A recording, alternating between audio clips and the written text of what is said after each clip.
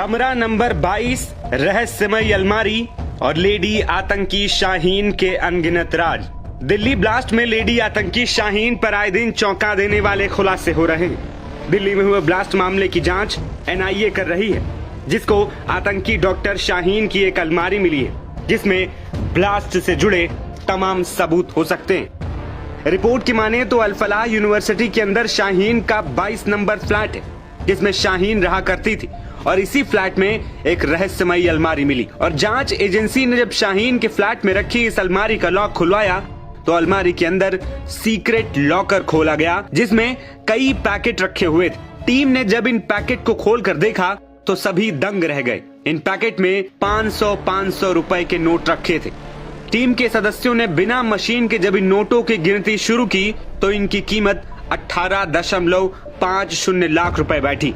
इसके बाद टीम ने अलमारी के दूसरे लॉकर की तलाश की जिसमें 2 सोने की बिस्किट के साथ करीब 300 ग्राम सोने के गहने बरामद किए गए।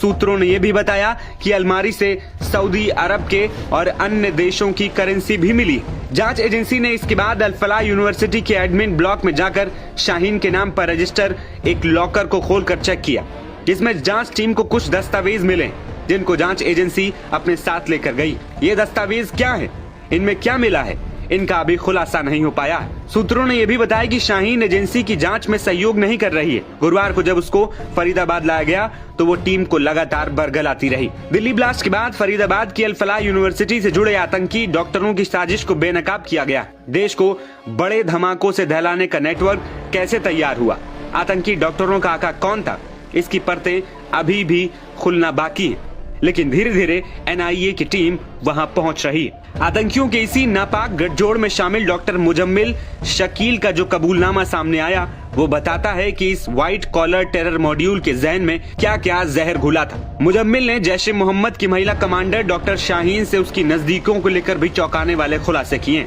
जांच में पता चला कि इसी साल 25 सितंबर को शाहीन ने ये रकम कैश में ही ब्रेजा कार खरीदने के लिए इस्तेमाल की थी। एनआईए फिलहाल ये पता लगाने में जुटी है कि इतना बड़ा कैश शाहीन के पास कहां से आया। इसके अलावा एनआईए ने शाहीन के अल-फलाह के एडमिन ब्लॉक से बने लॉकर की भी तलाशी ली। एजेंसी की जांच जारी है और सभी सबूतों को इकट्ठा कर मामले की गहन पड़ताल की जा रही। आतंकी डॉक्टर शाहीन ने जांच एजेंसियों को बताया कि वो आतंकी मॉड्यूल में डॉक्टर मुजम्मिल के कहने पर ही शामिल हुई और वही करती थी जो मुजम्मिल उसे निर्देश देता था। इसके अलावा एजेंसियों को डॉक्टर अब्बू शाह नाम के हैंडलर का टेलीग्राम अकाउंट भी मिला। इसी अकाउंट के जरिए डॉक्टर मुजफ्फर, डॉक्टर उमर और डॉक्टर आदिल साल 2022 में तुर्की गए थे। डॉक्टर शाहीन का परिवार लखनऊ के डालीगंज स्थित घर नंबर 121 में रहता था। पिता ने बताया कि शाहीन के 3 भाई बहन हैं। सबसे बड़े बेटे शुएब यहीं पिता के साथ रहता है।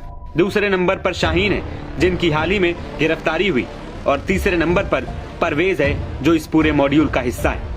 फिलहाल दिल्ली ब्लास्ट की साजिश का खुलासा करने के लिए एनआईए की टीम पूरी कड़ी मशक्कत कर रही है और कड़ी से कड़ी जोड़कर इस पूरे मॉड्यूल और राज का पर्दाफाश करने में लगी। नवभारत टाइम्स की रिपोर्ट।